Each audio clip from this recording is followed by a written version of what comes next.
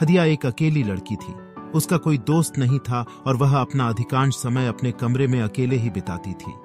एक दिन उसे पार्क में एक आवारा बिल्ली मिली। बिल्ली गंदी और पतली थी, लेकिन हादिया को उस पर दया आ गई और वह उसे घर ले आई।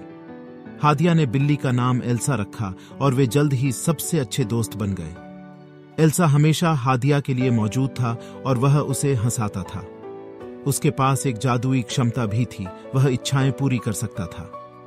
एक दिन हादिया ने एक दोस्त की कामना की। एल्सा ने उसकी इच्छा पूरी कर दी और जल्द ही हादिया के पास दोस्तों का एक समूह बन गया। वह अब अकेली नहीं थी और वह एल्सा की दोस्ती के लिए उसकी बहुत आभारी थी। एक दिन हादिया के माता पिता ने उससे कहा कि वे दूर जा रहे हैं। हादिया का दिल टूट गया था, लेकिन वह जानती थी कि वह एल्सा को कभी नहीं भूलेगी। उसने उसे वादा किया कि वह जितनी जल्दी हो सके उससे मिलने वापस आएगी। हादिया और उसका परिवार चले गए, लेकिन वह एल्सा को कभी नहीं भूली।